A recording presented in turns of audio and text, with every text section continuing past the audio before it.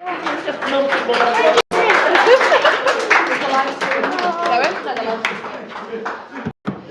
Well, this is starting now.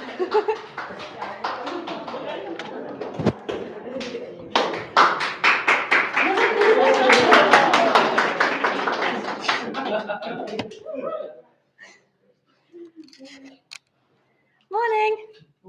Morning. Oh. The talk is called Renewing Our Radical in Ecumenical Witness by learning from the young J.H. Oldham, Alan A. Bozak, and Kathy Galloway.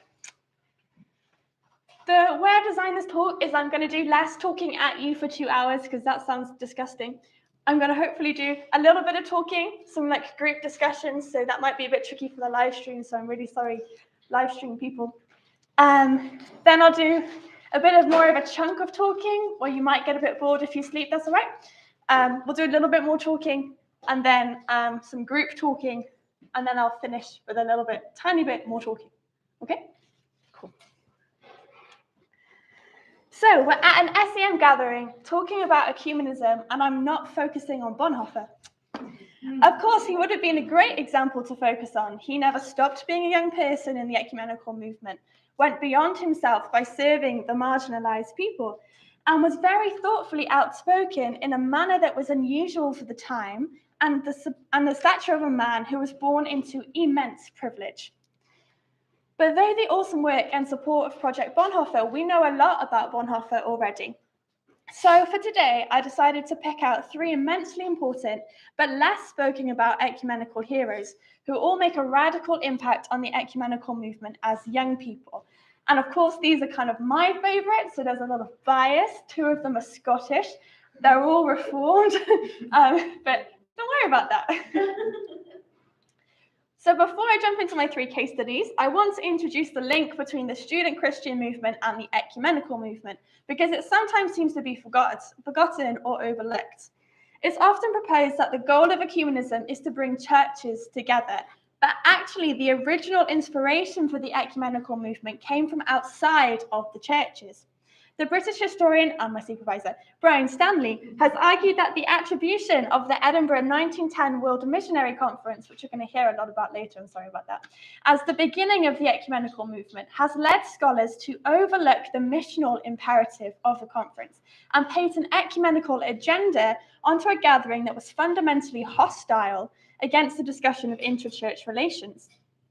Edinburgh 1910 did elicit excitement towards ecumenical cooperation and caused the creation of the International Missionary Council, but this was inspired by the different contexts the churches found themselves in and through engagement in foreign missions. The drive towards church unity was most loudly voiced by the youngest delegate of the conference, Beijing-born 28-year-old Chen Jingji. His brave plea for a united Christian church without any denominational distinctions in China attracted so much contempt, but it's more remembered Azaria from India, his plea for friendship. But the ecumenical movement didn't start here at Edinburgh 1910, despite scholars really trying to persuade you that it did. The Edinburgh 1910 was 3rd in a series of mission conferences. It could not have been possible without the student Christian movement or the YMCA existing first. The history of the YMCA, I promise, is also very interesting, but considering my location in this talk, I'm going to focus on the SEM's history. So the reason I've picked Joe Oldham as my first case study is that he is indivisible from understanding the connection between the SEM and the large ecumenical movement, including today the World Council of Churches. But before I get into Oldham, a little bit more context about today and why I'm a bit angry about today. Ecumenism in the UK since 1990 has been entirely church-led through English, Welsh, Scottish, and Irish national churches together models. This has reduced the previously powerful, overarching British Council of Churches, inaugurated by William Temple, Archbishop of Canterbury in 1942, to the now Churches Together in Britain and Ireland, CTBI, which acts as a small agency offering ecumenical projects to the churches. Keith Clements, who was the former General Secretary of the Conference of European Churches and who sat on the board of the BCC from 1984 and a very loved SEM friend, laments the decision of this change from the model of ecumenism in the UK to a churchly run organisation.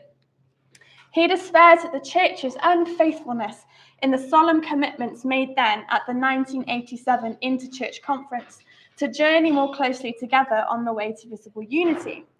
The desire of the churches to inspire and challenge each other in mission dissipated as secularism rose in the UK. The large denominations quickly turned inwards to increase their own flocks, leaving the Reformed churches and the student movements, the original motivators for ecumenism, marginalized in a structure where they had no agency to move forward beyond uninterested members. The British church seems content with superficial ecumenism, as Keith Clements reflects. I'm going to get Keith into a lot of trouble. Sorry, Keith. So the process from the BCC to the national bodies was named Beyond 1984. This process also alienated young people.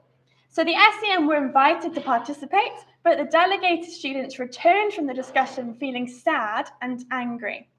Their written contribution was ignored. Their leadership skills denied, with the view that only church leaders could fulfill this role, and they felt it was set with an outdated agenda which failed to notice all that had been happening in the student revolution of the 60s and the 70s. Part of the reasoning to turn away from the BCC model was to equalize power in the ecumenical movement and move away from having ecumenical experts. These experts in ecumenism, however, have been replaced today with ecclesiastical experts, in my opinion, who, representing their sending denomination, have their church's best interest at heart, with every involved person on the ecumenical body working to advance the mission of their own church. A unity in heart, mind, and action is pretty hard to produce. So I'm currently a trustee for Churches Together in England, after increasingly complaining about the fourth presidency controversy, where in 2019 it was decided that Hannah Brock Womack could not take her seat as a president so that the churches could stay together. The issue was Hannah's same-sex marriage. It was deemed by some of the churches to be completely outside of the gospel, and they threatened to leave the partnership if she would become one of the presidents. Hannah being elected to the presidency group was a phenomenal achievement. For the past 2 periods of presidency, they've all been filled with men. I'm really left questioning, what are we staying together for? And also wanting to point out how much of this togetherness is a fallacy. If Hannah cannot represent her stream of churches in the partnership because her body is deemed too indecent, this also discounts the abundance of theology that affirms and loves her, and therefore also that the churches that hold inclusive positions. If Hannah's not in the partnership, does that mean I am, because my theology therefore does not fit? So does me as a person also not fit? Evidently I do, because I'm a trustee, so this is very annoying for me. And also, how is this an issue that will make a church leave the partnership? How does it make sense for a church to threaten to leave the ecumenical partnership? Are we only together to keep ourselves feeling comfortable in our exclusive, traditional, semi-conservative club? To create marketing ideas about mission, broadcast on Premier Radio, enable small local churches, groups to trundle on? This shift from devoted ecumenical experts who gave their brains, weekends, and free time for tricky theological, ecclesiastical, and political discussion towards denominationally grounded, already established church leaders has lost energy, passion, and commitment. It's not that ecumenically involved leaders previously were not rooted in or celebrated their own traditions, but they were mindful of the bigger picture. A picture that did not keep themselves or their churches center stage, but looked to the world and the impact the collective church could have. The newer ecumenical model of receptive ecumenism epitomizes the idea where the priority seems to be on keeping church institutions comfortable without challenging each other.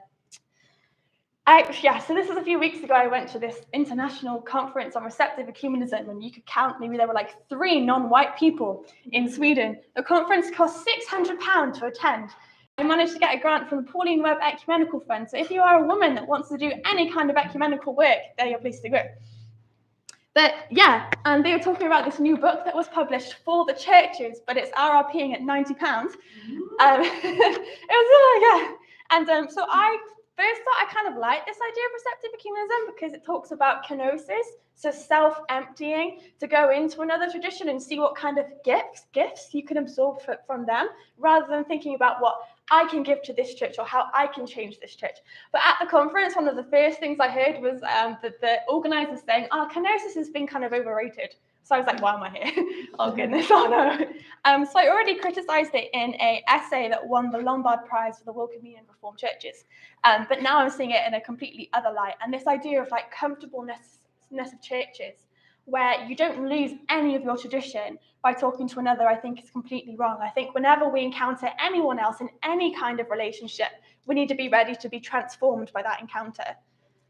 And I think that's biblical too. So my point is that togetherness should be seen as a sacred bond and one that can only grow rather than be broken by including more. Doesn't it also go against the whole premise of evangelization, for those who like that word still? This does not mean that the churches should feel completely safe in the partnership either, but true friendship and commitment to each other calls for mutual accountability. This is what Bonhoeffer argued for when questioning the belonging of the Reich Church to the ecumenical partnership, and this is where I'll bring in Alan Bozak later. How is it that something we can completely take for granted, that we, as in the foundation of the ecumenical movement, is seen as a problem, an unspeakable grievance, a dirty topic that should be ignored for as long as possible, despite Victoria exposing her anger and upset at every possible chance she can get? How is it that SEM, again, the foundation of the existence of the ecumenical movement, is just one amongst many bodies in association, the charities that have some kind of link to Churches Together in England, but aren't really represented like the churches are? And how can it possibly be that we were left off or forgotten from the mailing list from the last CTE forum? I am certain this was an innocent mistake, but how can the erasure of the SEM from this ecumenical psyche be possible? And why did I have so many blank faces staring at me from the youth reps from CTE churches when I mentioned the SEM? What's that? They asked. The CU. If the ecumenical body in the UK really wants to take the voices of young people seriously, they can't just be representatives of their churches at Forum, the one non-decision-making part of the structure of CTE. And we can't not care about it either. Kathy Galloway was in an even harder situation when she was petitioning for her own inclusion in the Iona community. And I think she might be able to help us think about how we can reclaim our space in church life. And in the car coming up here actually with Sophie at 11, last night she was telling me that the Church of England has actually taken off all of their youth reps to synod. So there's no youth voice there. Which is yeah, why aren't we like demonstrating like Christian climate action art, right? Like I feel a bit like we're divorced, right? So before I get into my biographies to get myself into more trouble, I'm conscious that I've been talking for a little while. So there's no tables, but in little groups, if you could spend the next few minutes thinking about where your voice is heard in the ecumenical movement or the life of the churches today and where it is not. Do I have something to write? No, that's okay. I don't need anyone to write. So where your church is heard in the churches or the ecumenical movement and where it is not. And I'm really sorry, live stream people, but we'll come back in maybe 10 minutes and discuss as a group. Okay?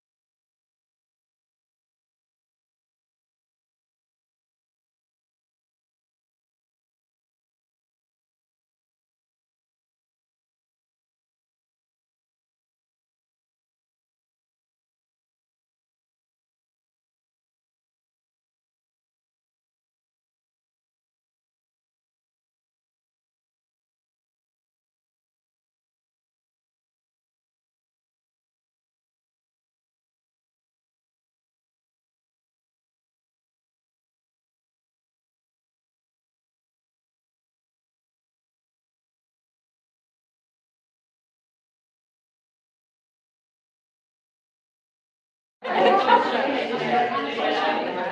we're not ready.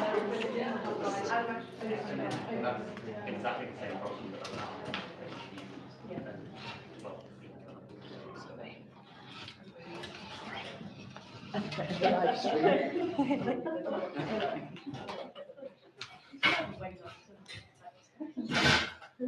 So in Spain, I'm doing Spanish lessons in the morning, and then in the afternoon, I'm doing my PhD. It's been hard. And if there's an awkward silence, in Spain, they say an angel has died. Can you say it in Spanish? Has mordido un ángel. Thank So you. in French, they just say an angel is here. An angel is here. That's way nicer.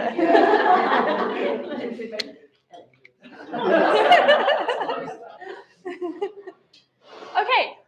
So we're going to answer this. Also, if you have any other questions for me, like Victoria, what the hell is ecumenism? That is totally fine. I'm really fine to answer them as well. So just write them. So where are your voices heard, where are they not heard, or random questions or things you didn't understand or want more information about? We have a lot of time, so. Okay. Well, in a way, like, there are ecumenical charities which are issues focused, which do welcome young voices, but in terms of the kind of more general ecumenical movement, we weren't necessarily sure we understood we had access enough to it, even to understand where our voices could be heard. Mm-hmm. Yeah, we thought that as well. But Yeah. Mm-hmm. Okay, yeah. Yeah. What to do? yeah, exactly. Like, where, how? Who we should be talking to. Yeah, because it seems like at least it's all clergy and priests and bishops, or whatever you want to call them. We said we were kind of heard, but it's not necessarily a great thing when we're kind of tokenized as young people. Tell me more, Lou. What do you mean by tokenized? So when so for example, in my church, I am usually the only one under 40, and I'm frequently asked to speak for all young people, and I can't do that.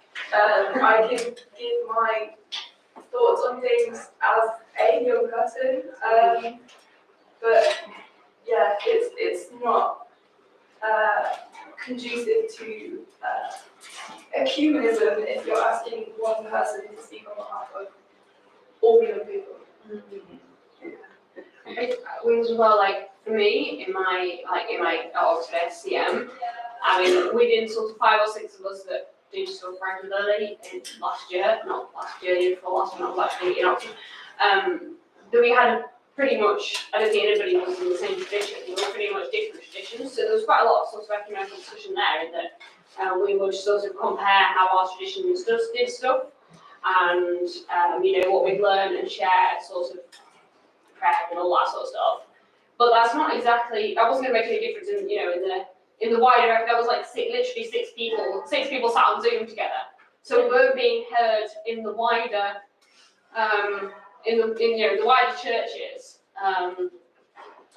It was fairly pointless because, we all then went back to our own churches and didn't, spread.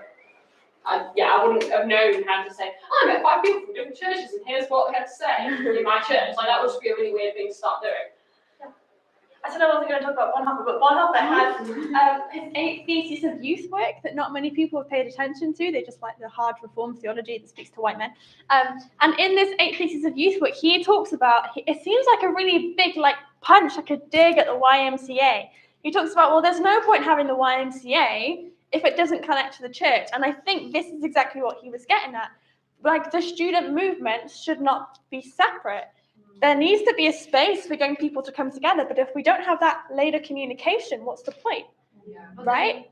The dangerous, I think, with that is that you end up affiliating with only one church. I'm sure we've all seen similar, but the Oxford CU is only affiliated with the one evangelical church, which means if you come from any other tradition, you are welcome, but you're assumed to want to join the evangelical church as well. Which means, the danger with that is that, and I I think our SCM group, we decided, you know, we wanted to make sure, like we made conscious, we wanted to make sure we had people from different churches. Because I think the difficulty is that it's really hard to be sort of affiliated with more than one church, and therefore to remain as ecumenical as you might have started by just a random group of people coming together. So that it's less that there's like a youth voice and more that there's a larger church taking over. Yeah. Yeah. Yeah. I think generally, like, outside of the ecumenical movement, like, there's not that much scope for, like, young people's voices to be heard a lot of the time anyway. And if you look at the Venn diagram, it's like where young people's voices are heard, young people's not, like, or just like the ecumenical movement generally, the, like, Venn diagram where those two things intersect is absolutely tiny because both of them are quite limited anyway. Not like, so, do you mean like in society and voices aren't quite heard, or in like churches, denominations? Both, like, I mean, obviously, like, the Church of England getting rid of its youth synod reps and stuff like that, but also, like, even churches with, like, supposedly good youth participation programs aren't necessarily listened to, or there's, like, you know, they're kind of very sectioned off, or just see that they're, like, going back to the tokenism thing. But if you want young people's voices to be heard in, like, all sections of churches, that often doesn't happen. I think one of the big things that I found is like what you're talking about, the Church of England getting rid of their young synod reps. I was on the governing body for Church in Wales a couple of years ago, and their youth reps are under 30. And so it's like, yeah, you've got youth reps, but there's me and one other boy who are actually under 20, and the rest of the under 30 reps are like almost 30. And so, yeah, they're younger than a majority of people in the church, but when you're talking about actual teenagers and young people, 29, almost 30 is a very different kind of young to 18, almost 19. They're making me feel old. So I went to churches together in England for a couple of years ago, and they counted young people as under 35. And also, they all made us all stand up to show who the young people were. They genuinely made us stand and said, "Oh, here, look, here's the young people." It's a TikTok exercise. Yeah. Like we've got one. They were really interested who were both under 20, and then a group of like people in their early 30s. Amelia this year, oh my god, had the worst fight. They tried to make the young, this was the absolute fight. The youngest person in the conference plant a tree. I was like, why? And they were like, yeah, environmentalism. And I was like, no, just don't give out paper. Like, don't give out plastic. We don't need to plant a tree. They're like, no, it'll be great symbolism. We'll have the youngest person and the oldest person. And I went and I told the young person, like, they're going to make you plant a tree. And she was like, I had a really bad experience recently that it's in my inbox and I'm just refusing to deal with it. But I had an email from somebody like in like Church of England being like, hi Sophia, I know you're interested in ecumenism. We'd love you to join this board, but I'm really not the right person for it. And like all the work that I've done has been an interfaith engagement. And they've just gone like, that's something about engaging with other people, so we'll ask her to do it. When there are way like better people for that role. Yeah. And it's like two things. One is like complete tokenism. And then another thing that I find within, particularly the Church of England, which is my experience, is like lazy engagement. And like there are so many young people that really want to get involved in church politics and church governance, but they just can't be bothered to go out and actually find them and spend time talking to them and spend time working out what they're actually interested in. So like if anybody had a conversation with me, they'd know I'm really passionate about interfaith, but someone in office has just been like, really bad about any opportunity, rather than actually finding people that like ecumenical work is their passion. So I'm getting ready to draft a very angry email about it. but if you don't have a youth gathering, how are they going to find these people? Exactly. And also, even if you have a youth gathering, you only get the people who like know about the youth gathering, who are that engaged in like first place. All clergy children, not me. Oh, so good.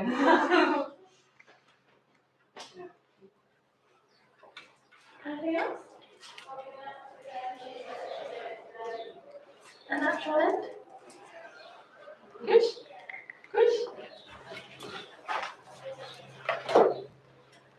This is the boring bit of my presentation now, sorry. So we are indebted to SEM friend and until recently Project Bonhoeffer trustee Keith Clements for lovingly compiling this quite heavy biography of Joe Oldham that was started but unfortunately never completed by Oldham's close friend and secretary Kathleen Bliss. In the preface to the biography, Clement writes that Bliss once found Joe Oldham in his garden compiling a bonfire filled with his old papers and diaries. It's not a good start for writing a history about somebody. But this also tells us a lot about the man. So my PhD research, part of it, I studied George MacLeod, who started the Iona community, and he was the exact opposite. He self-deposited his archives in the National Library of Scotland. And at one point, I even found a scrapbook which had newspaper cuttings that said all the great things about him. It's a mood. MacLeod decided he was important from birth with some lovely parallels to Boris Johnson. Oldham, however, saw himself as completely insignificant, an enabler rather than a leader. He also did not look the part of a particularly astonishing leader. He had a slight Scottish accent, he was middle-sized, had blue eyes, balding by middle age, strong legs from Scottish hill walking, but also as he aged, he was reliant on a very large, very metal, very unappealing hearing device that was confidently brought with him to special meetings and at fancy London lunch clubs or the various important committees he devised or chaired. During the historic Edinburgh 1910 conference, which I'll talk about more, he barely spoke, despite being the secretary and the organisational mastermind behind it all, and was described by a contemporary as not only not noticed, but barely worthy of notice. That was until he stood up near the end of the conference and made a short remark, and an immediate round of applause followed. Oldham was brought up in Bombay, India, where his father was an engineer for the East India Company from 1860. This was in the great long summer of unquestioned British Empire in India, where colonial rule was normal and fundamentally thought of as good.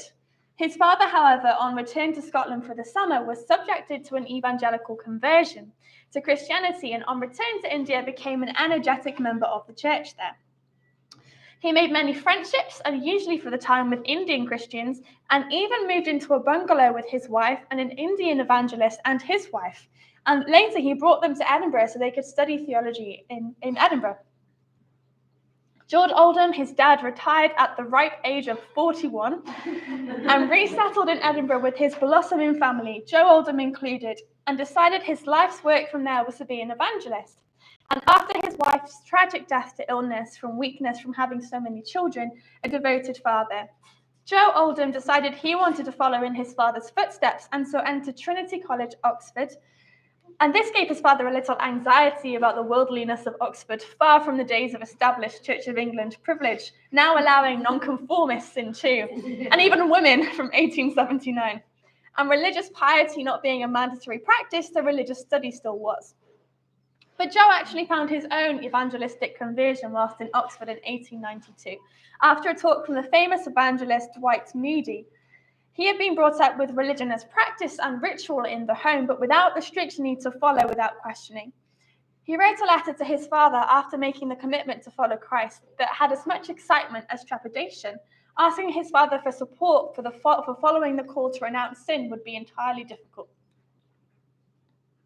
On entering Oxford, the world was still his to discover, and this included faith. He studied classics, but soon got drawn into the Christian student movements, and at the time just coming into their own. Oldham in his first few years joined in with the Christian Union and attended church, but mostly revelled in debates and thoughtful conversations with a few close friends. This was until the Free Friends accepted the call from the Student Volunteer Missionary Union to pledge to become missionaries after graduating and evangelize the world in this generation, which was their tagline. Beautiful, isn't it? This saw the men become avid leaders in the Oxford Christian student scene and later the national student scene. Oldham, unlike the majority of young people who were pushed along by the communal evangelical breeze, thoughtfully chewed upon the idea about being a missionary, wonder if it was for him or the best path or what he was called to do. This deep consideration would be a very loved characteristic throughout his whole career.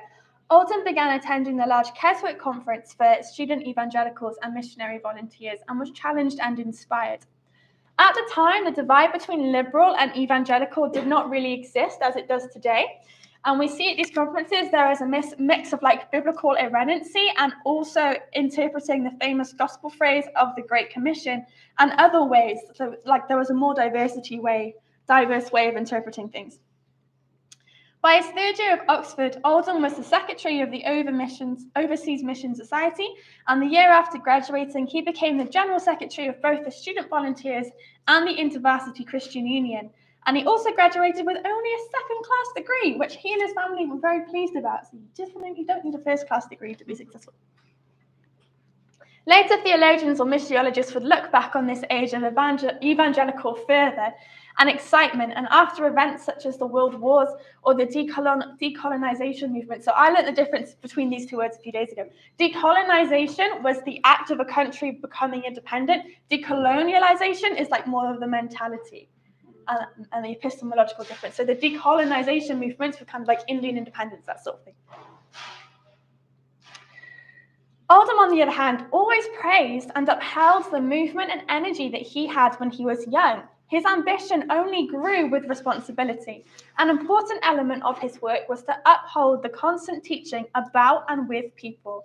His last book he still wrote to save society, I quote, "We have to begin by saving persons. Nothing can supersede or take the place of the evangelistic or pastoral ministries of the church, reinforced by the insights that general and medical psychology can supply." So Oldham is a good example of how we can't put people from the past into our theological, ecclesiological, or political boxes today. He was an evangelical, absolutely, but he started the ecumenical movement.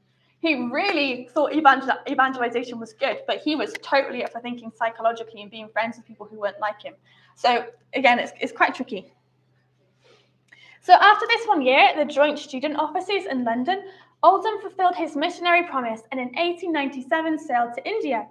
He worked as the YMCA secretary in Lahore, which was quite the responsibility for a 23-year-old, though in many ways, of course, it was a homecoming, considering he lived in India until the age of 7.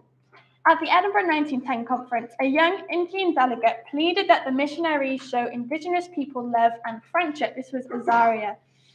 It has been recorded that Oldham was one of the missionaries who embodied this idea of friendship. His first Indian friend was a man who met him from the station, S.K. Datta, who is a theology student. Datta would later live with Oldham and even come with him to Edinburgh to study theology. Where Oldham was the Punjab, which today is Pakistan, so it had a combination of Muslims, Hindus, and Sikhs, and was the last area to come under British colonial rule. And this meant the rule came in with quite a heavy hand, and relations tended to not be so easy. Punjabi Christians educated in the Western-style schools and university were also at the forefront of using their critical thinking skills to criticize British rule and begin thinking along the lines of independence, questioning the hierarchy of their society between rulers and ruled in their own land. Oldham's YMCA was the most rundown, with the book room even being closed due to disrepair. This was his first task. Oldham already had published numerous Bible studies for the SEM, and at the time it was a novel idea to have a community of people studying a Bible text together, let alone between different denominations studying the text together too. But he found this way of exploring faith worked well, and it created an equilibrium between the students, the leader, and the participants. He also led the students in exploring books that he was currently reading. Oldham was a ridiculously avid reader, so the text could be politics or biblical studies or theology, and completely inappropriate to new people to Christianity, honestly. But the sessions proved popular, averaging around 150 people per session. More importantly, however, for Oldham than strict theological study or evidence of conversion was the accessibility and inclusivity of the space. It was also used for games, and new seekers, nervous of both the faith and the colonial aspect, would be greeted by either giving a newspaper, a book, or being seated at a games table and forced to join in. Oldham revelled in how when the games got heated, the men would revert back to their Punjabi language. This actually received some criticism from some more evangelically minded Scottish missionaries at home, wondering how games would show people the gospel. But for Oldham, however, relationship and friendship were primary. At this stage also, he had never had any formal theological training, so he was really exploring the scriptures and faith amongst the men as equals. This idea of friendship and mission, however, I think has been a little bit overemphasized. So Dana Roberts, who is a professor of missiology at Boston, she has a book called Faithful Friendship. So she takes a few characters, and her whole thesis is like, well, coloniality was a bit different because missionaries and indigenous people were friends. I think that's a bit problematic. I don't think it was necessarily the idea that they were friends, so therefore everything was fine. We still had power hierarchies, and I don't think the friendship between converted Christians and people who hadn't converted to Christianity was the same. So this is something I think I'd like to do more work on in the future. So India was a short but happy time for Alden, because after a few years he contracted typhoid, with the doctor telling his wife that he'd not make it through the night at one stage. And then his wife caught it too. They almost got better and returned to the UK to heal. He decided to go back to university and study theology properly. So you can publish books about theology without studying it. That's good to know. He chose New College in the heart of Edinburgh and had a year of study in Germany, for which his wife Mary, already fluent in German, was a great help. Here he was introduced to the field of missiology, and Alden began to wrestle with a missionary imperative previously that he had taken for granted. After his degree, he struggled to find apprenticeships in churches to become a Free Church of Scotland minister, but was not too downhearted, as he soon found a role working for the overseas mission of the United Free Church and the student Christian movement again. That was until 1908. Alden's most important encounter was when he was a third-year student in Trinity College, Oxford. He was tasked with showing around an obscure American who had come to visit, John Mott. At this time, he was head of the YMCA in the States and already a famous preacher and missionary enthusiast. Mott remembered the old Alden when coming up with the preliminary designs for the Edinburgh 1910 Missionary Conference, the third in a series of missionary conferences, but only really this one is remembered. So Alden became a committee member, firstly, and was upset with how the Scottish organisation was formatting. He felt strongly that an international conference needed an international planning team, but even the missionary leaders from London would not make the journey up to Edinburgh. And I do sympathise; it is quite a long way. But he sent a letter to Mott, knowing that he was the one with the power and the big voice, outlining his annoyance. And Mott replied that he agreed, and that a strong delegation from the States would come for the next meeting. But that next planning meeting would only have 3 Scottish delegations. And an important missionary was on furlough, and the group decided that he should attend instead of Alden. So Alden was a little bit upset about this, considering the vast amounts of work that he had put into the preparation, but he just got on with his usual day job. But 3 days before the conference, this missionary became sick, and Alden was sent an invitation to attend instead. At this meeting, it was decided that John Mott would be the chair of the Edinburgh 1910 conference and Alden the secretary. And this was the beginning of a really important and really interesting friendship. John Mott was really larger than life, very much like a precursor to like Billy Graham kind of stuff.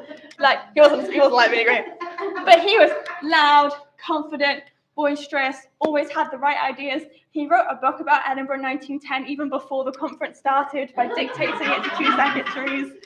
Alden, on the other hand, was completely the opposite. He was careful, he was quiet, he knew how to write letters very carefully and emotionally, sensitively. So they were really an interesting pair, but they got on fantastically. On average, I think they sent each other 2 letters a week.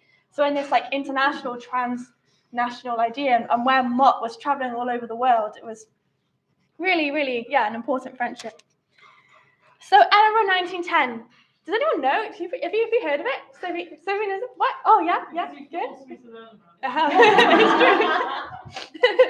So most people say it's the start of the ecumenical movement. I've already said, actually, it was just a missionary conference, and it's really been blown out of proportion. But it was really important for so many reasons. First of all, the whole idea of it could not have existed without SCM or YMCA. Full stop. Nothing. Also, they had young people actively involved. So they had stewards. So lots of young stewards, all of them pretty much, would then become leaders in the ecumenical movement. One of them, William Temple, who was the Archbishop of Canterbury and the person who inaugurated the British Council of Churches, which is today CTBI and CTE. Are you following? So many acronyms. And the most important thing that this missionary conference created were these commissions, which were made from questionnaires. So the missionary field was really like nobody really knew what was going on. Like they had independent missionary boards, like the Baptist Ministry Society, the London Missionary Society, the CMS, the SPCK. At one point, I think it was the SPCK. Was it the? Yeah, it was the SPCK that had more slaves than it did missionaries. So like They were quite disconnected. So this brought them together, not only by presence, which kind of happened in the 2 conferences previously, but also by statistics. So there were 8 commissions. So their names were, the first one, carrying the gospel to all in the non-Christian world. Number 2, the church in the mission field. Number 3, education in relation to the Christianization of national life. Number 4, missionary message in relation to the non-Christian world. Number 5, the preparation of missionaries. 6, the home base of missions. 7, missions in governments. And 8, cooperation and the promotion of unity. I would advise you not to read all of them. If you read number 4, missionary message in relation to the non-Christian world, this was headed by David Carnes, who is in Edinburgh. It's really interesting. The way they categorize religions. So they talk about how Hinduism and Buddhism is amazing because like Christianity can just kind of jump on top and then complete them. But like African religions, which is called animalistic religions, they're just not even worthy of respect. Like, don't talk about them, they're disgusting. It's really interesting. And Islam, you can see even there, they were quite worried about Islam, or Mahadamism, they used to call it. Really interesting, yeah. And cooperation and the promotion of unity, that was really a tricky one for them to get through. So the only way that they actually didn't call it an ecumenical conference. The 2 conferences before were ecumenical, but this one they decided they couldn't have the name ecumenical because it was all Protestant, basically. But then they got the Anglicans involved by Charles Gore, who was a really powerful bishop at the time. But the Anglo-Catholics were really worried that there would be this interdenominational ecumenical conversation. So it was said on the conference that we will not talk about interchurch relations or ecclesiological issues. So we won't talk about issues that are pertinent to home. But obviously they kind of did because we have this cooperation and the promotion of unity. But this also was quite a tense time for Oldham and Mott's relationship because the Anglican Church in the UK, the states couldn't really understand it. They were like, why are they being so bitchy for? What's going on? Why can't they just chill out? And they were like, no, these are Anglo-Catholics. Like, there's a reason. Like, we can't talk about Latin American missions because they're Catholic, even though you guys don't think Catholics are real Christians. Like, we do because we want to unite with Rome. So it was really tricky. And so, yeah, Oldham had to really persuade Mott that you have to take their view seriously, and actually that the church in England is pretty important, and we probably do want them on board. That if they shut down this conference, we're a bit screwed. So you had these 8 commissions, and they were fantastic because they actually were given the perspectives of what was happening in the non-Western world, and it gives us a really great picture of how the church in the UK or the mission boards in the UK thought about Christianity in the non-Western world and non-Christians in the non-Western world. So they are like a goldmine for historical researchers. Nerds like me. But as well as them, the most important part of this conference was the creation of the continuation committee. So this was the only resolution passed from this whole conference. They basically just sat and talked for 5 days. But this continuation committee was made up of non-Western Christians, which is incredible for 1910. We still had 10 from Great Britain, North America, and Europe, but it also had 1 from South Africa, not a black South African. There were no South Africans in the conference. There was only 1 black person from the States, 1 from Australasia, 1 from Japan, 1 from China, and 1 from India. And the 1 from China was the 28-year-old Beijing-born Shen Ji, who I talked about earlier, I think. Yeah. So Oldham was delegated to be the secretary of this continuation committee full-time, and he started the journal, the International Review of Missions, which is still going today, and it's a WCC journal, and it's like the only liberal mission journal we have, so it's great. So he enabled this committee to form the International Missionary Council, which would later join the World Council of Churches through kind of like Leslie Newbigin. He also planned the Life and Work Conference in Oxford in 1937, which again was really, really important. And he was at the head for planning of the World Council of Churches, inaugurated in 1948, and was fundamental for putting Westerhoff, who was the head of the World Student Christian Federation, as the new General Secretary for the World Council of Churches. So at the inauguration, we see this massive connection between the student movements and the churches. That the offices were together in Geneva, and Westerhoff jumped from one desk to another. Later, Oldham would also work against the British plan to unify and rule colonial Africa. and he wrote the first book about race relations called Christianity and the Race Problem, published by SEM Press in 1924. Today, we would probably read that book and cringe about some of the paternalistic language, but in its context, it was really groundbreaking. So the kind of later stuff about Oldham, I'm not going to talk about because I just wanted to focus on him when he was young. But I think we can see that he was just fundamental in creating the kind of inter-ecumenical ideas and the mission that we just take for granted today. The whole idea of Bible study really was his mastermind. And I think also I really like his personality, that he wasn't somebody who you just see and be like, oh, they're a leader, they're going to be amazing. He was sensible. He spent most of his time whilst John Mott was like traveling all over the world. Oldham was sat at his desk editing and creating this international review of missions that was read all around the world. He was communicating. He was kind of a plotter. Mott would be very obvious in how he was manipulating people, but Oldham, there was a story that he followed Leslie Newbigin and his wife after they got married to their hotel room and was like, I really think you should have this job. He was quite swindly. It was really interesting. So my next person, Alan Bosak, acting. Completely different. I don't think Bosak could be any more different from Oldham. In 1981, Alan Bosak, a young, daring Black African theologian, gave an address at the first Alliance of Black Reformed Churches in South Africa, lamenting that to be Black and to be a Reformed Christian seemed to be a contradiction, and for the need for the World Association of Reformed Churches, which was where Bonhoeffer had a role, to take a strong anti-apartheid stance. The white Dutch Reformed Church was at the forefront of defending apartheid, and they thought apartheid was God-given. To quote Bosak in this book, so this book is where he talks about the Calvinist tradition and being Black and Reformed, and he's got many other books as well, but this one is where he outlines like his more ecumenical work.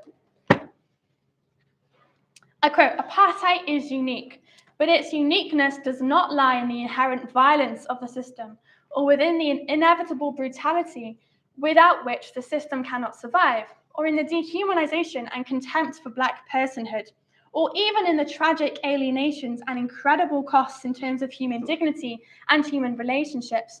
No, the uniqueness of apartheid lies in the fact that this system claims to be based on Christian principles. It is in the name of the liberator God and Jesus Christ, the Son of God, that apartheid is perpetrated, and it is Reformed Christians who are responsible for it. It is the brainchild of the Dutch Reformed Churches. Yes, such an amazing way of speaking, and he's so passionate. So this idea of the Dutch Reformed Churches being like the architects of apartheid, I've also traced back in my own research with the London Missionary Society. So there was an LMS missionary, John Phillips, who was based in South Africa, and he kind of at first was trying to use the British colonial government to try and stop the white Dutch settlers from taking so much of South African land. And eventually he also gave up with the British government, but he got into a lot of trouble with his missionary society for being too involved in politics. So Bosak studied for his PhD in Kampen in the Netherlands and read into his Reformed tradition and found a liberationalist stance from the work of John Calvin and also Karl Barth and Bonhoeffer. And I love using Bosak all the time because so many people use Calvin in such like a traditional, derogatory way, and he's just such a great way to counter it and be like, actually, Calvin loved people, Calvin loved life flourishing, Calvin thought politics was super important. He found a lot of inspiration from Bonhoeffer's finding truth through his faith and wanted to emulate the Barmen Declaration and Bonhoeffer's proud aim of disqualifying the Reich Church from the World Alliance of Reformed Churches to the white churches of South Africa. So the Barmen Declaration was kind of designed by Karl Barth, and it declared that they thought that the Reich Church was not following the gospel, and this is kind of where the Confessing Church comes from. And then when Bonhoeffer joined the Confessing Church to start his theological college at Finkenwald, he talked to the World Alliance of Reformed Churches and said, the Reich Church can't be here and the Confessing Church, but Bonhoeffer's message never got through. Bozak's did.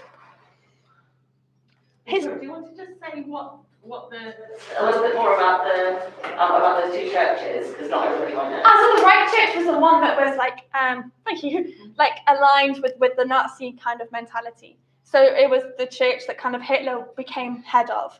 And then the Confessing Church was the underground church, which was kind of illegal and eventually got shut down. And for Bosak and Bonhoeffer, they think part of the reason the Confessing Church didn't make it was because ecumenical communities never really took a hard enough stance against the Reich Church. welcome. Thank you. Bozak's PhD thesis used the work of James Cone and Baldwin, who were kind of the first Black theologians from the States, and applied this idea to South Africa. And Bozak wanted to create a Black consciousness movement where Blacks can be Blacks in South Africa and not consequently always less than whites. So the Belhar Confession, which was what the Black South Africans created from the model of the Barman Declaration, was drafted at the General Synod of the Dutch Reformed Mission Church in the spring of 1982. It was written by an appointed committee chaired by Russell Botman and Dirkie Smit and included, among others, this minister, Bozak, which at the time was really impressive because he was like maybe just into his 30s. By the Spring Synod, Bozak was already celebrated as a liberation theologian with 2 book publications in 1976 and another in 1982. His first one, Farewell to Innocence, a socio-ethical study on Black theology and Black power, was his PhD thesis. And his second, Coming Out of the Wilderness, a comparative interpretation of the ethics of Martin Luther King Jr. and Malcolm X, was amazing. It's so interesting. I want to read that now. And his third, The Finger of God, Sermons on Faith and Socio-Political Responsibility. I'm going to talk a little bit and quote some stuff from later because it's kind of forgotten. This, actually, I bought it online for like £2 because it's been like kicked out from Birmingham Sally Oak College, which also has a really sad history. It was amazing. His status as a renowned Black theologian explains his invitation to the 1982 Assembly of the World Alliance of Reformed Churches held in Canada to give a series of Bible studies and prepare a study paper on racism. As part of this paper, he brought a proposal on behalf of the Alliance of Black Reformed Churches of South Africa that asked the World Alliance of Reformed Churches, the bigger one, to adopt a political and theological anti-apartheid stance. The Assembly confirmed this and called the decision a status confessionis. Furthermore, Bozak's protest of abstaining from taking communion in the gathering due to his inability to have the Eucharist with white churches in South Africa led to the gathering deciding that the 3 white churches of South Africa that supported apartheid should be suspended from membership of the World Association of Reformed Churches. His efforts were rewarded with the election to serve as president of the World Alliance of Reformed Churches, which he held until 1991. The support for the anti-apartheid struggle gave the Belhar Confession international attention and enabled the Dutch Reformed Mission Church to adopt the confession in its assembly in 1986. The WARC, which is later renamed the World Communion of Reformed Churches, which is where I mostly do lots of my ecumenical work through, has continued to uphold the Belhar Confession alongside the 2004 Accra Confession, which I'd really encourage you to read because that's really about like capitalism and like economic disadvantages globally, and it's really cool.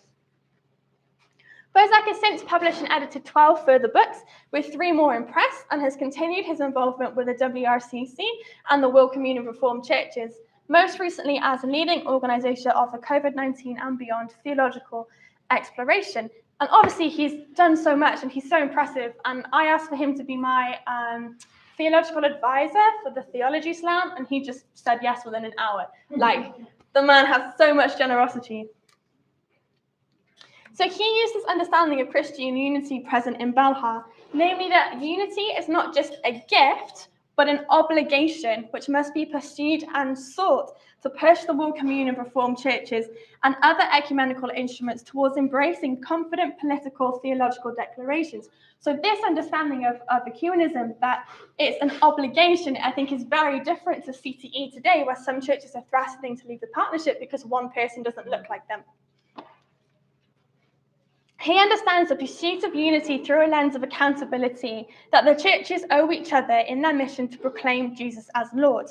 This also creates a duty for churches to call out idolatries or heresy wherever there's nationalism, as in the Belhar Declaration, or racism, as in Belhar, or neo-capitalism, as in the 2004 Accra Confession. For Bozak, unity, reconciliation, and justice are indivisible. He wrote in his 1984 publication, Black and Reformed, Apartheid, Liberation, and the Calvinist Tradition, this one, that confessional subscription should lead to concrete manifestation in unity, in worship, and at working together at the common task of the church. It is one thing when the rules and laws of the unjust and oppressive governments make this difficult or impossible for the church. But it's quite another thing when churches willingly or purposefully reject this unity and togetherness for reasons of racial prejudice. This is also present in the Belhar Declaration that rejects the doctrine that explicitly or implicitly maintains that descent or any other human or social factor should be a consideration in determining membership of the church. Bozak uses this understanding of unity that's concerned with reconciling each other to one another and to God to push churches out of their comfortable, contextually removed ecclesiastical conversations towards a vision of unity that's concerned with the larger task of reconciling the world to God. His original focus of racial justice in South Africa still remains in his work because apartheid's totally not over. If you go to South Africa, the economic disparity is horrendous. I was so upset when I went to Johannesburg. I think in the UK we have this myth that apartheid ended when Nelson Mandela was president, but it absolutely didn't. He upholds the church's mandate to welcome all into membership, to argue that Christian churches have ignored the cries of Palestinians under Israeli occupation, that he claims is worse than apartheid, that churches continue to marginalize LGBTQ plus people, silence the voices and theology of women, and often the church supports global, economic, and epistemological, it's the way we think, injustice, which he terms global apartheid. And this phrase global apartheid is amazing, I love it. Even more concerning, perhaps, for the ecumenical movement having no agency to act beyond the agreement of all the participating churches is the view that the ecumenical movement should not act at all.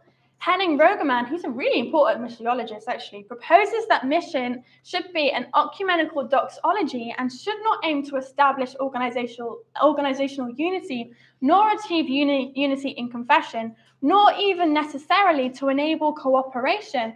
Rather, the purpose is to maintain contact with other Christians. Rogerman emphasizes that the purpose of Christian unity is to praise God in cultural plurality based upon partnerships in society and of respect that ultimately avoids all harm and violence to each other. For me, however, contact with others does not immediately produce a partnership.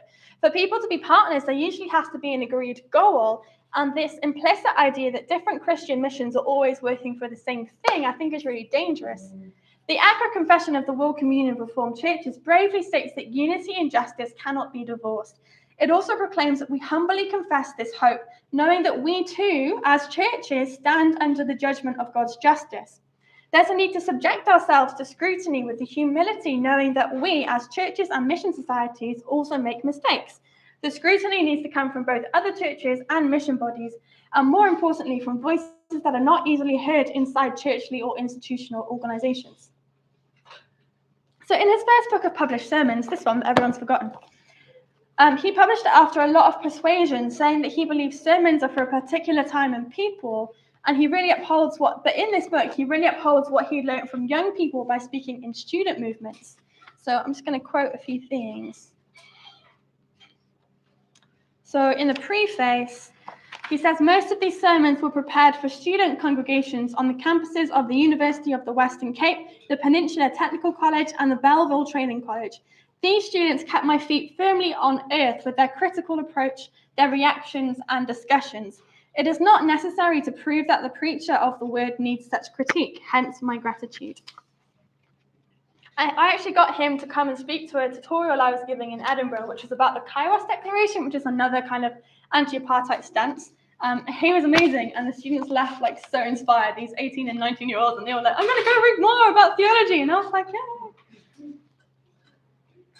So this whole book is about preaching and how you can be black and preach to a black congregation in an atmosphere that's like politically distraught, and also that you as an individual can get into so much trouble by being anti-apartheid. So I'll quote again, it is the formidable task of the black preacher to speak the word in such a way that it comforts, inspires, and gives life. For black Christians seek a word that witnesses to the presence of God in their lives. A word that shows a way out of the darkness of oppression, poverty, and misery. A word that is an inspiration to active participation in God's struggle for justice and liberation.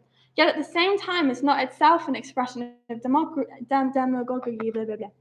A word that holds on to the truth that God is on the side of the oppressed, and that he, if they put their trust in him, will deliver them from the power of the oppressor, as he did in the past.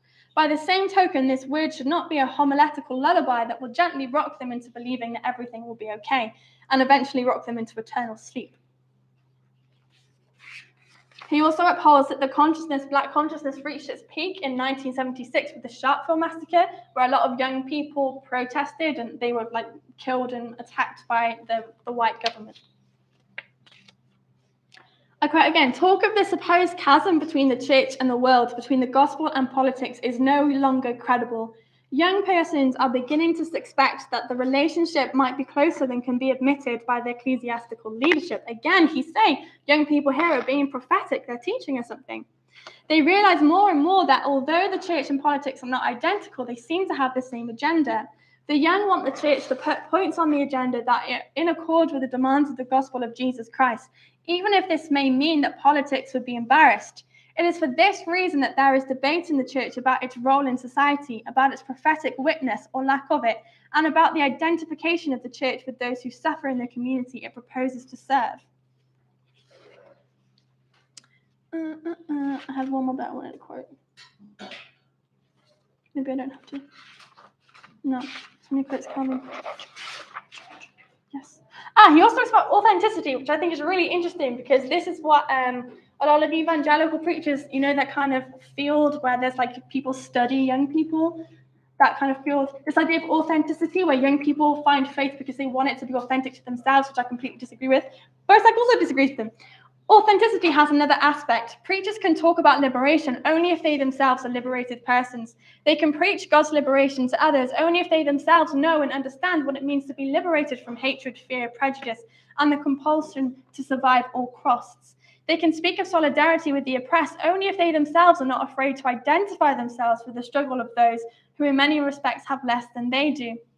They can speak of the hope of the suffering only when they themselves are willing to be honest with their people in their role as children of God, who seek the kingdom of God and its truth for the social, political realities of the world. Authentic preachers know that they belong to the church. Their preaching stands within a tradition, within a historic community, confessing its faith in the loving one who is Lord. That is why the we of the preacher is neither editorial or royal, it is confessional.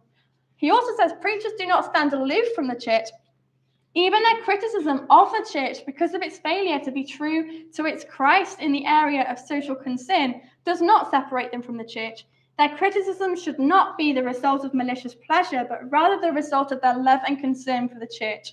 They serve the church with loving and critical solidarity. Yeah, so he's pretty inspirational for me. Have a drink and I'll do my last one. Whew.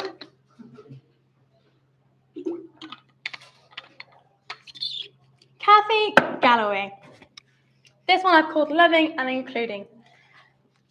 Kathy Galloway became a minister in the Church of Scotland in 1977. And she's an avid feminist. She's been called a voice for the poor, social justice activist. And in 2002, she was elected the first woman leader of the Iona community. In 2009, she became the head of Christian Aid in Scotland too. She's also published a lot of liturgy, poetry, and some more general public theological books too. The Iona community, I studied my PhD, so I haven't written this one, so hopefully it can be a bit shorter, was created in 1938 by George MacLeod, who I've already talked about, loved himself. But the whole idea of the Iona community was that it would connect ministers and the Church of Scotland with the working classes. So George MacLeod in World War I really met the working class for the first time and was also kind of reintroduced to his Scottish identity and realised how the divide is less than okay. He really changed from World War I and became a different person. After this, he took a trip to Palestine with his father and was introduced to worship in the Greek Orthodox Church and was just overwhelmed by how beautiful it was. And he came back to the UK, and this is a really amazing thing he said so early on, that we need to stop with our YMCAs, our £2 million buildings that make people play pool and football, and actually we need to go into Palestine and learn how to worship again, which is really profound thing for him to say at that point. So after this, he went to Govan, which was a really deprived population of Glasgow. So 80% of the people there were unemployed. The whole area was basically a slum. And he was the minister of the church there. And a lot of people were like, George, what are you doing, man? You can be minister of like St. Giles, the massive cathedral in Edinburgh. Why would you go over there? He was like, I feel called to be with working class people.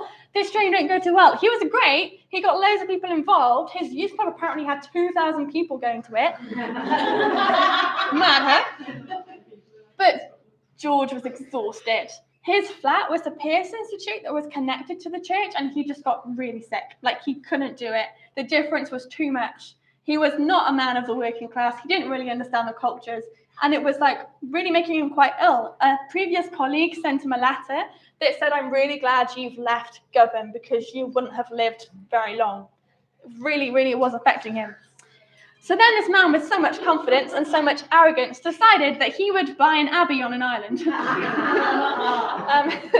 he got lots of other important people involved, and he made a trust, he made the funds, he got this abbey renovated, and the idea was that he would send ministers in training from like Aberdeen, St Andrews, Edinburgh, Glasgow.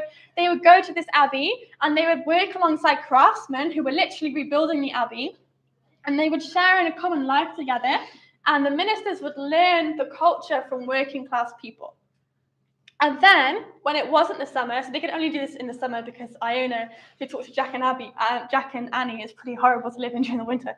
The winter, they would then be apprenticeships in different industrial deprived areas in Glasgow in pairs, which I think is actually quite telling that they had to go in pairs, which makes the working class seem really scary and horrible that you can't possibly do it on your own. But this was the plan, and it worked, and he got so much attention, and he wrote to his Govan congregation. He was like, I had no idea this would be successful. I'm so sad to leave you. Who would have thought? And then he has like a scrapbook with the magazines of all the newspaper articles to say how wonderful it is. So this is the situation. But this was also called, in the early days, he called it a brotherhood. Really exclusive. Men who were ministers, obviously women weren't ordained in the Church of Scotland at this time in the early 1940s. So men would be there, they get up at 7 a.m. and go like swim together without any clothes. Like, I think anything funny happened, but like it was like a really masculine kind of environment. A guy from Northern Ireland was brought to do the youth camps at one point, and I had an interview with him. And he said, I just couldn't believe it coming from an Irish Presbyterian background, like the masculine energy. They were drinking. I'd never drunk alcohol in my life. It was so weird. So it was really like George MacLeod's vision. This is what he kind of wanted. So the youth groups, however, kind of changed the way the Iona community worked. And they brought it out from being like this isolated brotherhood that would then go into the parishes into a more like larger community. In 1946, George MacLeod and a colleague, John Summers, who was super young, started a youth group based upon like the Catholic youth group idea, which was called the Christian Workers' League. So they brought young people in, and they would have this idea of like see, judge, act. So they'd see something that was wrong in their community. They talk about what they can do about it, and then they would act upon it. It was really, really interesting. In 1942. And from in that third meeting, the young people, obviously all boys at this point, decided that girls should be involved. So from there, women were also in this youth group, which then kind of changed how the island operated. Obviously, you also had people living on the island, but they kind of forgot about that. That they started doing youth camps after they got a massive grant. So they got £20,000 for 7 years coming, which at that time was a lot of money, from a shipbuilder, James Lithgow, who was actually a super anti-communist. And the whole idea was that if you got young people involved in the church, they'd be less inclined to like communist ideology. But then they created this community house in 1947, which actually enabled young people to study communism and Christianity together. So George MacLeod got into a lot of trouble, and this guy actually who gave the trust resigned, but his wife stayed, which is really cool. So then they also created these youth camps. So like hundreds of young people would go to Iona for the summer, and like really change what it meant to be in community. And then eventually these men and their wives started coming, and they had children. So it just expanded and expanded. So the first women to be admitted to membership, like real membership, not just a women's associate, was Dr. Nancy Brash. And she was a former Church of Scotland medical missionary to Northeast India. So she was really influential for the community because she talked about all of the issues that she had being a woman in that context, and also this context. And she talked about how her different understanding of the Bible caused her issues with her more evangelical missionary peers. The Catholic Gallery did something quite different. She was the first female leader of the community, and she was hallowed into full membership in 1976. And she recalls that George MacLeod pulled like some young people into his room to try and convince them to be members, but he only pulled the men in. So I quote, "When I was 19, the year it became possible for women to become full members of the Iona community, I tried to gate crash a meeting held by George MacLeod, to which he had invited several of the Abbey volunteers, all male, to try to persuade them to join. I was no sooner in the room explaining that I too wished to become a member, that I was then very politely but firmly propelled out of the door. I remembered that experience in my later years when I was being hallowed as leader of the Iona community." So Galloway and her husband were actually wardens of Community House, which is where Annie, Evan, and Mary grew up. The Sharples, where their dad, the Richard Sharples, was the warden, so they grew up in that kind of way. And they were quite responsible for the internal reform of the community's membership. At the time also where she was involved early on, the Iona community was internationalizing, so it was talking a lot about anti-apartheid, like issues to do with China. So if you read the Coracle magazine, it was very focused on Scotland and it internationalized, and Kathy Galloway edited it for a long time, and she made it a lot more inclusive and interesting and a lot more fun, actually. And today she commented that in contrast to the brotherhood that the Iona community was, today a less inclusive community would be hard to imagine. So they're the three characters, and they're all quite different. So you have the Oldham, who was quite quiet, but quite fundamental in making all of these things wrong. You had Alan Bozak, who was incredibly outspoken and pushed his way through the door. And then you had Galloway, who kind of waited patiently for reform and worked underground for it to happen, and then laughed in George MacLeod's face. So one more question I've got for us all, and maybe we can just talk in a big group. That what are the characteristics that do you think we should uphold for people being involved in either national, local, or international church life?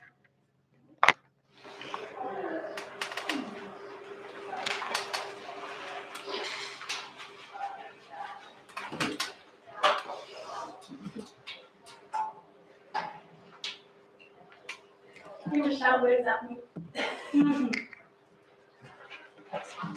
Can you repeat the question? What are the important characteristics you think we should uphold for people being involved in local, international, or national church life? Knowing multiple languages. Oh, I love that! No, I came back from the WSDF conference where there were 3 languages, French, English, and Spanish. Uh-huh. And I was on the stewards team, and we had all of us spoke English. We had 1 Spanish speaker, no one spoke French. So learn a language. It's really important. That is really important. Really important. Because why are we still using English as the main one? Like, it's very colonial, isn't it? That we just expect everyone to know our language. Yeah.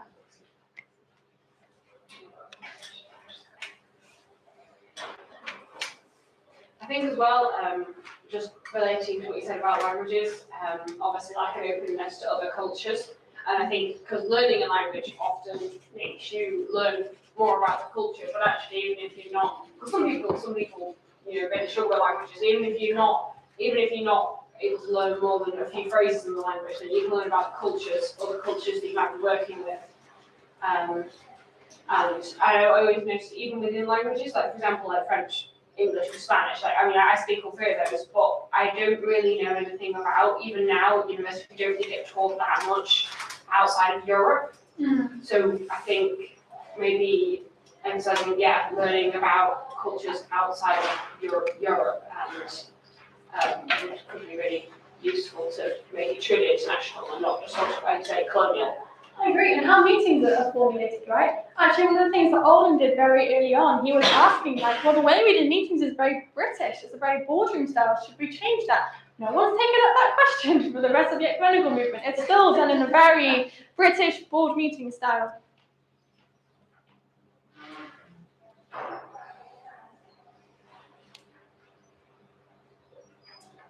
I guess humility.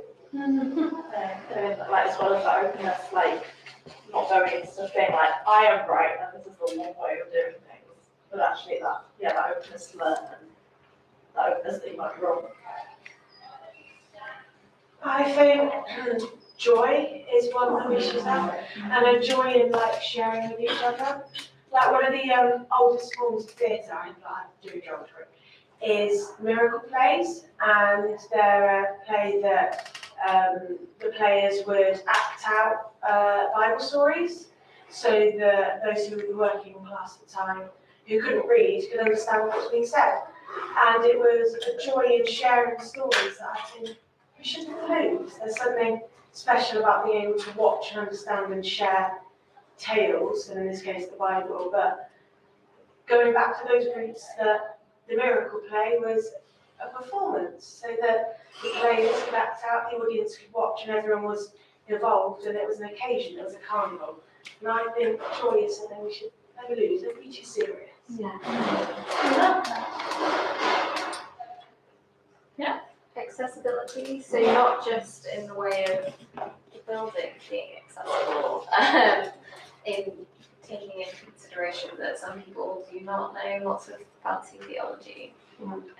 Like Naomi picked me up on today, exactly. People say lots of big words and just assume if you're at theological gatherings, so like I've been to Bonhoeffer and everyone just assumes that you study theology. Like I do not clue what is going on, but I just want to be here. And like accessibility towards that, having spaces for people that don't understand, people like a cheat sheet would be great. Cheat sheet is a really good idea. Yeah, please. I think- Sorry. Yeah, I wish I'll write it down so we remember. That's what you said. And not everyone reads, and I think there is a very big education disparity, and people people that can't read very well don't like to tell people, and like working out how we can present things in different ways, that it's not just here is a slab of text, and like going back to what you were saying about joy, is like pictures, images, that kind of thing is really powerful as well. It's interesting, yeah. I have a friend who can't read very fluently, and he's like, he just missed out on so much like knowledge that he would actually be perfectly capable of understanding. He just can't read it because the only way it's ever presented to him is in text. And he's like, well, I can't get through that. I almost get me a book because it takes me like weeks and weeks and weeks to even read a short book. But it's not. But then people assume that he's stupid because people assume that he hasn't got the knowledge in the background to do anything, to understand it, and now he'll just say, well, I don't understand that because I've never enough to read about it. Yeah, so I think, not assuming that everybody can automatically read pages of text. But also academic text are really, really difficult to read, even if It's a very big barrier. oh. Also, I think like just being open and sort of like talking about things, discussing our differences, and being openness is something important. I think codes of conduct for elected officials or representatives, but in a broader sense, that you can have trust in the integrity of your leaders, and those that are kind of representing you if you're not there, that you can put your confidence that they will represent you well. Unity, because we often focus on things which we don't always agree on, but sometimes we forget about things that we do agree on. We can get bogged down in very small things that we disagree on. It's like a decentering yourself, right? You're going into somewhere like with the openness to learn about someone else. You're not just like, no, I read this. I want to talk to you. Maybe like 2 more. I don't really know how to put this into a word or phrase. But I guess this sense of kind of giving space for the right people to kind of to work with different groups of people. So your guy who got ill from being surrounded by working class people. Wouldn't it be better if we worked so that we're working class people that were part of institutions that then could do the work? So it's kind of, actually recognising where your kind of the communities you're connected to and can best work with, and allowing other people to sometimes do stuff that you just don't know about. It might, yeah. I mean, summarize I don't know. So like empowering people to. Yeah, I think so. Yeah. Like local people in local spaces or something like that. Exactly. Love that. Well, like, I mean, we don't seem to have anything about boldness on there at the moment. It's like, yeah, we wouldn't have, Alan Prozac wouldn't have got anywhere if he hadn't been willing to speak out when there were issues of real importance. Nice. So I think we are coming to the end. So I just have like a little thing to finish. Recently, I was in a conference in Italy, and I stayed in a very little apartment with my friend Luke, who's an Anglican priest, and my friend Sharez, who is a Muslim. This was a very little flat. The boys were sharing a bed. They taught me how to iron, and you, yeah, I don't know how to iron. And you access the terrace by the bathroom.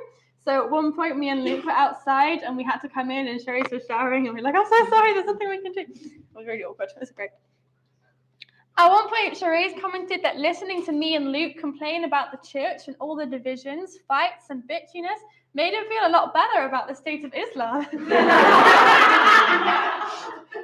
And I think this is where our ecumenical movement today is not quite working. Instead of finding mediators for the church's bitchiness and pushing them to look beyond their own institutions and immediate issues, we have heads of the bitchy institutions deciding where the churches should go. Do you see why I wasn't kind of sure about live streaming this? Young people, as demonstrated by these three examples, have been a breath of fresh air for the churches through the ecumenical movement. We're freer, more direct in our thinking, hopeful for the future, passionate, aware, awake, and not held down by responsibilities or loyalties yet. For churches together in England and the World Council of Churches, they are at the point of thinking that their including young people is radical. Yet our exclusion is what is a radical break from the ecumenical formation. Prophetic gifts and thinking are not confined to those in already established positions of power, and I'm scared we've forgotten our legacy in the ecumenical world and also the power that the ecumenical movement holds to speak to the world. The church is called to be disciples of the world by serving God's life-flourishing mission in that world, but our beloved institutions have always needed a little help with that. The missionary movement, for all of its faults, pushed the Western church out of its comfortable superiority, finally. But this was a parachurch movement that exposed the church to the world. It took a long time for mission to be embedded in the institutions of the church. It was by voluntary societies for a very long time, even still, many are still voluntary societies. Our churches need to be exposed and challenged, and I'm pretty bored with how comfortable they are in their cushy relationships, choosing to be in the world when it suits them, or ignore the difficult conversations or actions with the false phrasing of staying together. That's it. Thank you all so much.